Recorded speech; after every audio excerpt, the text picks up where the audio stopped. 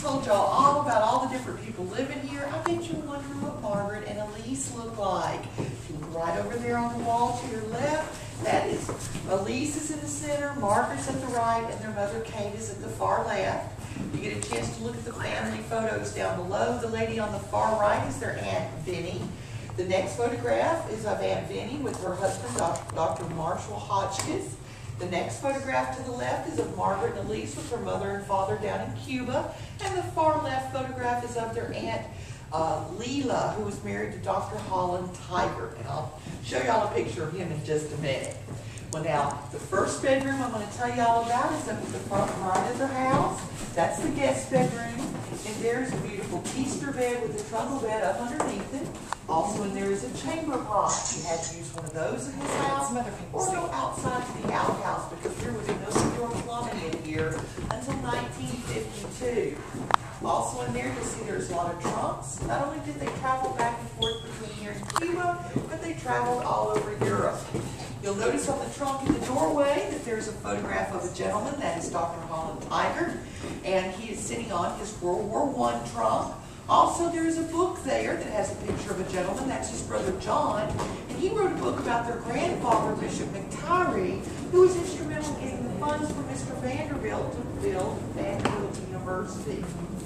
Now, directly across the hall, still at the front of the house, is the children's room, the nursery or the boys' room. And there you'll see the sleigh bed to the left, there's a tall rocking cradle in the back of the room.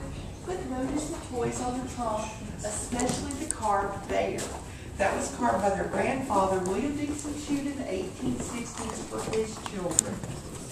The next room is over here to my left at the top of the stairs. It's the master bedroom.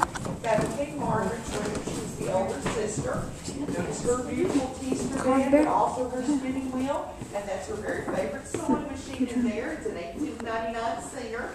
We still have the manual to it today. Wow. And so Margaret was the artsy, crafty one. She sewed, knitted, weaved, tatted, crocheted, spun, you name it, she could do it. She made most of the clothing for herself and for Elise. Now this room over here to my right, this was the girls' room, and Elise's room. Now Elise had the head for numbers. She took care of the books and the day-to-day operations of the farm. And there you'll notice on the mannequin what looks like a uniform. They were both volunteers with the Red Cross during World War II and the Korean conflict. They were in the Gray Lady Society. Also in there, if you notice her furniture, it's very rare. It's called cottage style, and it was made in the 1860s. And laying across the bed, you will notice some of Margaret's handiwork. She made the dress in there for Elise. You get a chance to look at our display here. On top here, the picture closest to me is of Margaret and a gentleman, and the further one is of Elise and a gentleman. This is how they look in their years as gray ladies, and I think it's kind of interesting to see how the uniforms have changed. Well, any questions about our upstairs bedrooms? No? Well, I bet y'all are wondering how this big old and how this big old house is here sitting at the zoo. Well, Miss Margaret and Miss Elise, they started out quite wealthy, but they ended their lives in poverty. What happened was their mother died in 1925. They became partial owners to the house and property. They moved back here permanently in 1931 to help out their Aunt Leela and Uncle Holland Tiger, who'd been managing the farm, and their Aunt Margaret, who'd never married. Their Aunt Vinnie had married and moved away. Their father remains in Cuba till his death in 1938. By 1952, all their family members had passed away.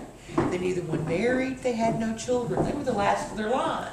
But they were getting along okay. They still had funds coming in from Cuba. The farm produced a little income. By that time, it was kind of known as a hobby farm.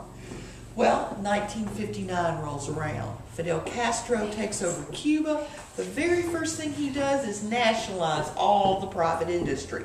Just like that. Their money just stopped. Well, thankfully they lived here. At least they had a roof over their head. The farm produced enough just to take care of the very basic needs. Well, the early 60s come in. Nationals moved close enough this way that now they're looking at having to pay big property taxes.